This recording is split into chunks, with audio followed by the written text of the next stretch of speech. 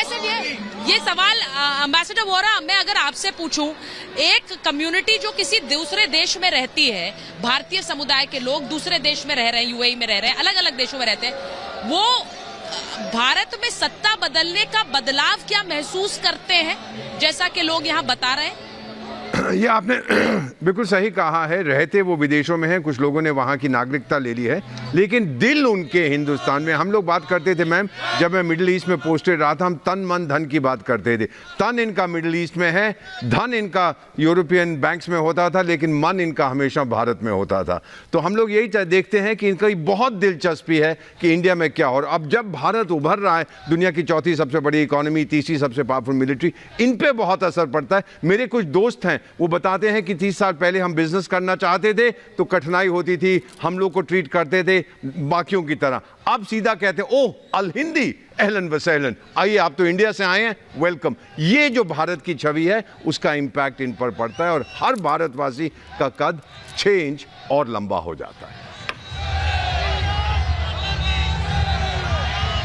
आपने जो बात कही, मैंने इसलिए पूछा क्योंकि आप तो इतने देशों में रहे हैं और इसीलिए वहां में कम्युनिटी क्या बदलाव महसूस करती है, ये आपसे बेहतर कोई नहीं बता सकता।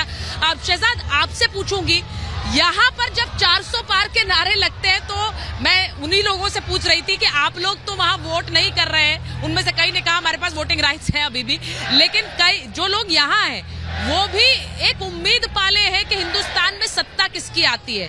भले ही बीजेपी चुनाव में अलग अलग पार्टियों के साथ प्रतिद्वंदिता में है, लेकिन यहाँ के लोग एक ग्लोबल लीडर के रूप में नरेंद्र मोदी को देख रहे हैं, जो किसी चुनौती के परे है।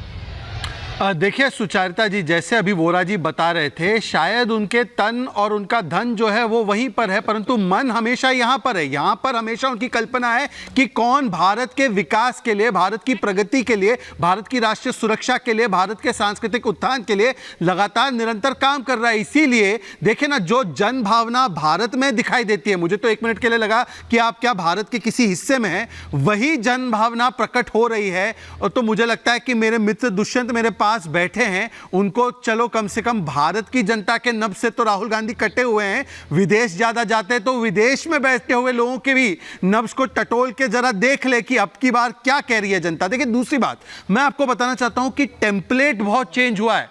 हमारा टेम्पलेट 26/11 में क्या था कि पाकिस्तान को मोस्ट फेवर्ड नेशन स्टेटस देना। हमारा टेम्पलेट आतंकवादी हमले होते थे तब क्या था। हमारा टेम्पलेट जब भारतीय जो है वो कहीं फंस जाते थे तो क्या था। और आज टेम्पलेट क्या है? आज टेम्पलेट है मुंह तोड़ जवाब देना आतंकवाद को। आज टेम्पलेट है कि नो इंडियन लेफ्ट बिहाइंड। अरे आप दुनिया के किसी कोने में हो या धरती माँ के भीतर हो, मोदी है तो वो आपको सुरक्षित वापस भारत पर ले आएगा, ये गारंटी है मोदी की।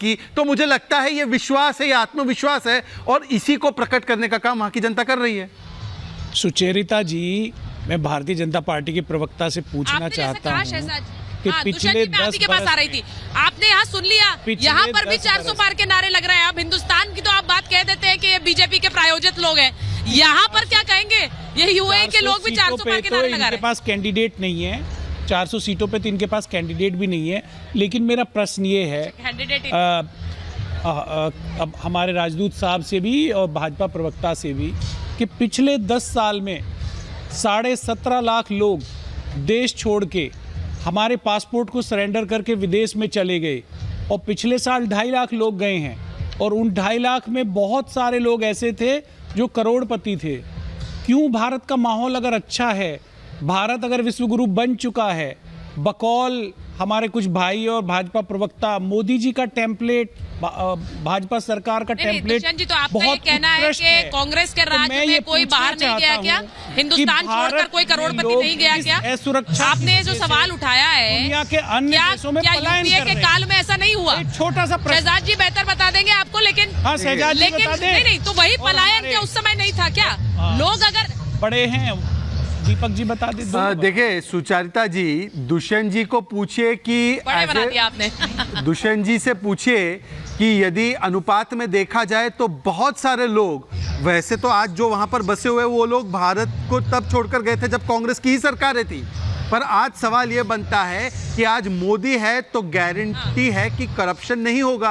अब ऐसे कई सारे लोग होंगे जिनको अपना भविष्य यहाँ पर नहीं दिख रहा है, क्योंकि यहाँ पर एक ऐसी सरकार है जो भ्रष्टाचार के प्रति जीरो टॉलरेंस रखती है। तो हो सकता है कि इनके जो इस प्रकार की मानसिकता रखने वाले लोग हैं वो बाहर जा रहे हैं, ये कोई मतलब ये जो लोग, परंतु ये जो लोग बैठे हुए हैं भ्रष्ट हैं। सवाल ये बनता है, अब बताइए मुझे, बताइए, आप अपनी तारीफ करने वालों को ही भ्रष्ट बता दिया। बता रहा हूँ, देखिए आज वहां से करोड़ों लोग वापस भी आ रहे हैं, आज वहां से करोड़ों लोग निवेश भी कर रहे हैं, आज वहां से ऐसी भावना रखने के लिए लोग भी हैं 96,000 भारत में उनके पास अधिकार अवैध तरीके से प्रवेश करते हुए भारतीय पकड़े गए हैं अमेरिका के अंदर। ठीक है, अभी एक फ्लाइट जा रही थी जिसको आधे रास्ते से वापस मैं एक बार जरा बताना चाहती हूँ, बहुत सारी स्कूल, मुझे स्टूडेंट्स, यहाँ पर स्टूडेंट्स नजर आ रहे हैं और मैं उनसे पूछना चाहती हूँ, शहजाद जी, दुष्यंत जी, बहुत सारी स्टूडेंट्स नजर आ रहे हैं, आप लोग यहाँ पढ़ते हैं, हाँ, यूनिफॉर्म में आए हैं, प्राइम मिनिस्टर, हाँ, कैसा एक्साइटमेंट है? इंडियन प्राइम मिनिस्टर आ रहे हैं, एक मिनट मैं स्टूडेंट से बात कर रही हूँ, कैसा एक्साइटमेंट है? Of course, it's an excitement. We are meeting the PM Modi. It's really great. Like excitement is.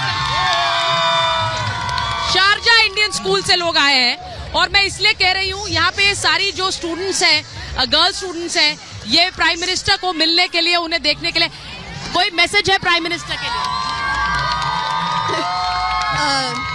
कुछ कहना चाहेंगे? ये देखिए, बड़े विद ग्रेट प्राइड, बहुत गर्व के साथ वो अपने स्कूल का पोस्टर भी दिखा रही हैं। आप लोग कोई मैसेज प्राइम मिनिस्टर को देना चाहते हैं? जो देना चाहता है वो बताइए, क्योंकि इतने सारे स्टूडेंट्स यहाँ मेरे पास हैं, बताइए, कुछ बोलेंगे? तो ये मैं सिर्फ एक झलक दिखा रही हूँ। यहाँ यूएई में स्कूल स्टूडेंट्स, मैंने सुबह भी बात की थी, स्कूल स्टूडेंट्स अपने क्लास, अपना स्कूल टाइमिंग फिनिश करके यहाँ प्राइम मिनिस्टर के लिए आए हैं और उनसे बात करने आए हैं, उन्हें देखने आए हैं। बहुत से लोगों ने हमें रिक्वेस्ट किया कि प्राइम मिनिस्टर से कहिए थोड़ा सा हमारे बीच आ जाए तो हम उन्हें करीब से देख पाएंगे। मैं नालापट जी आपसे पूछ रही हूँ, जो कम्युनिटी फीलिंग है भारतीयों के बीच बाहर के देशों में, नरेंद्र मोदी का जिक्र यहाँ लोग करते हैं और खासकर कतर के बारे में वो बार बार कह रहे हैं कि ये जो हमारी डिप्लोमेसी का एक स्वर्णिम काल है कि हम अपने लोगों को बचाकर स्वदेश वापस लाते हैं। क्या आप इसे ऐसे देखते हैं?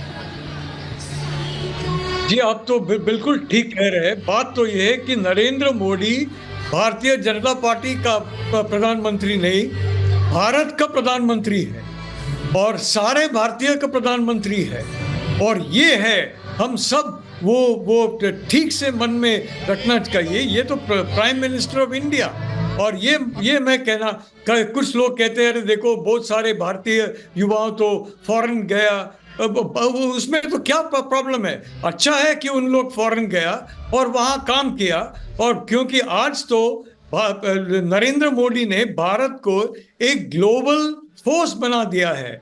सारा संसार हमारा नेबरहुड है, सिर्फ भारत का अंदर नहीं, सिर्फ साउथ एशिया नहीं, सिर्फ सदर्न एशिया नहीं, जो वेस्ट एशिया और साउथ ईस्ट एशिया है, सदर्न एशिया जो भारत का सही नेबरहुड है, पूरा संसार हमारा नेबरहुड बना दिया है इस 10 साल में। तो कोई प्रॉब्लम नहीं। बात तो ये है, नरेंद्र मोदी को विश्वास है भारतीयों पर।